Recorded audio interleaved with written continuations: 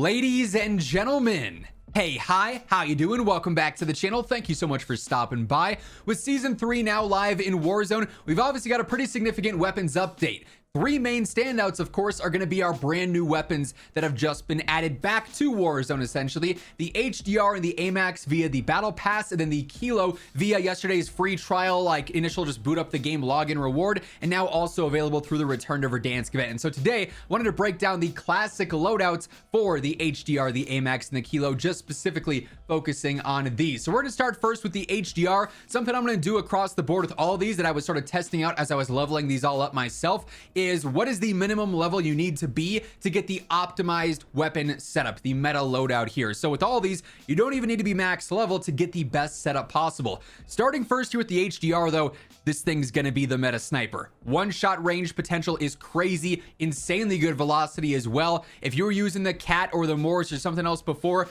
this is what you're switching to now. This thing is going to be a beast. So first up here, the one asterisk outside of like your weapon level, like I'm only weapon level 22 and I've got the ideal attachments already set up and unlocked. The monolithic suppressor though is unlocked via the battle pass through one of the pages there. So that's not going to be tethered directly to your weapon level. You're going to have to play or buy tiers or do whatever to get up to the monolithic suppressor there and get that unlocked. But this is going to be a pretty big deal on not just the weapons we're covering here today, but all the other ones as well. We'll obviously be covering a top 10 here in the next few days, the various other meta niches, and monolithic's going to be a big, feature on a lot of weapon loadouts going forward here. Like in this case where velocity, staying off the radar, and why not get some extra range on there, right, is all going to be pretty clutch on a sniper build here, with our current setup, 97 meter effective damage range, but the one-shot headshot, 360 damage, goes out like crazy.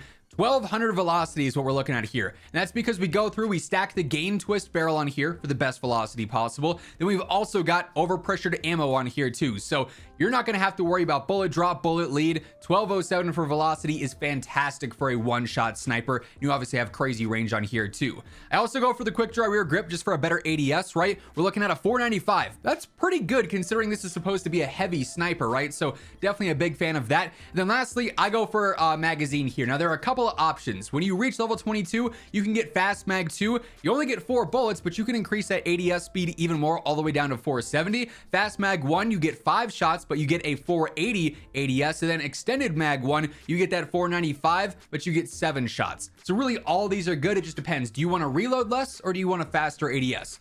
Whatever your answer is, pick your poison accordingly. These are all going to be good. I like the default scope a lot. I think it's a really solid, really clean one, so I just go for that. No real need for an underbarrel or a laser or anything there. If you wanted to upgrade to gunfighter, you could, but this is going to be sufficient just as a basic 5 attachment build. And by the way, as we are breaking down the OG weapon loadouts here, if you enjoy the video, you find the info helpful, a like rating is always seriously appreciated. And if you're new to the channel, you want to guarantee that on a daily basis, you are always in the know for everything going on in COD. This is your one-stop shop. So feel free to hit that subscribe button, turn on those post notifications, and help get us one step closer to reaching 1 million. Next up here, we've got the Kilo, and this thing, it feels like the classic Kilo to me.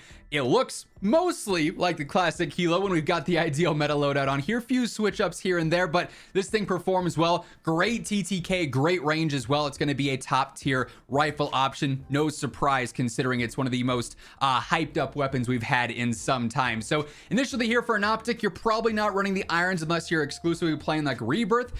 For Verdansk, when you're fighting at 60, 70, 80, 90, 100 meters, you're gonna want an optic on there. It's really a matter of preference. I love the Otero red dot. I've been rocking this a ton lately, so that's sort of my go-to, but there's a lot of really good choices here, whether it's a Willis 3 times, a 2 times, a basic red dot. If you got something you're comfortable with, go ahead, run that for me. It's the Otero. I do again go for monolithic suppressor here, helping out that range and that velocity. Long barrel, I've kind of been bouncing back and forth with this. Reinforced would be good here too. If you want to go up to level 33, you can get that, and that would be solid here. But frankly, even with just long barrel, we already have over 1,000 velocity, and this is going to give us nearly a 57 meter effective damage range. That is so good for a rifle just outright. So by getting to just level 19 on the Kilo, plus the monolithic suppressor page from the battle pass, you can have the ideal loadout already. You barely have to level this thing to get the meta loadout, right? I really do think like you don't even need the reinforced on here to get that extra reload. 1020 is going to work just fine. Vertical foregrip helps out the most with horizontal control and some recoil stabilization there. Just going to make the thing more accurate over range. And then extended 2 is going to be 60. That'll work fine for all squad sizes. If you want to level up more, or as you use it more, you get to 29.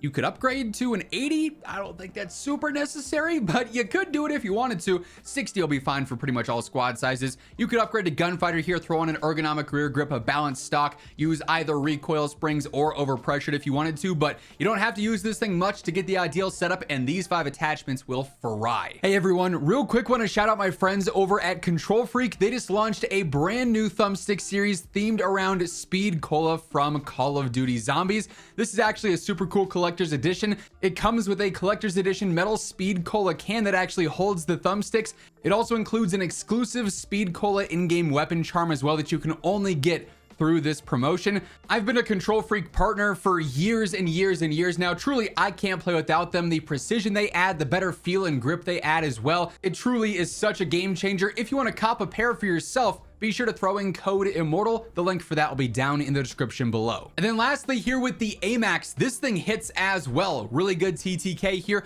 Bit more recoil than the Kilo or some other main rifle options for Black Ops 6, but it is going to be like the Kilo was before. A little bit higher risk, a lot higher reward, right? You put more effort in to master this gun, it's gonna pay off in gunfights because this thing is going to melt. It's gonna rip through enemies. Feels very much so like the classic AMAX, which I am very, very happy with. This is going to be a mainstay for me in my loadouts for quite some time, I imagine. Again, here for the optic, simply a matter of preference. The Oturo red dot is my go-to there, but if you like something more, feel free to go ahead and run that. Still rocking monolithic suppressor here. I know some players might not love the recoil and the accuracy on this thing, so if you don't care about showing up on the radar, you absolutely could test out a compensator and see if that works better for you. But the benefits of monolithic are pretty solid here, right, to say the least. You got a great velocity and a great range stat here. I am using reinforced in this case. You don't necessarily need it. It's pretty overkill, honestly, with some of the velocity there. If you're content with a 984 velocity and you want that really good damage range of almost 75 meters,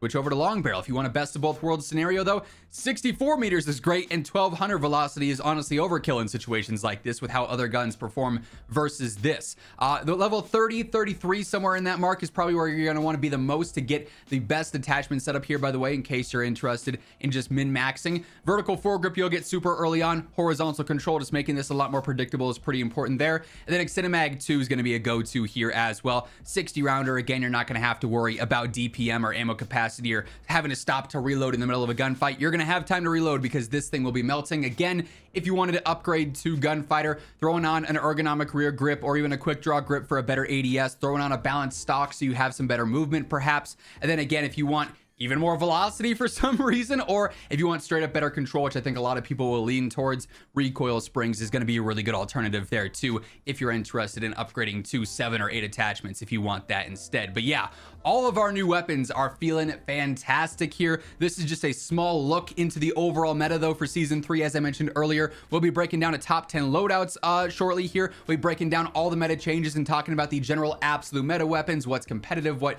you probably want to avoid using here. So much upcoming content you're going to want to be on the lookout for, so make sure you are subscribed with those notifications turned on. And if you enjoyed this video, a like rating on your way out would be seriously appreciated. But once again, thank you so much for tuning in, and until next time, take it easy, have an awesome rest of your day, and I'll catch you later.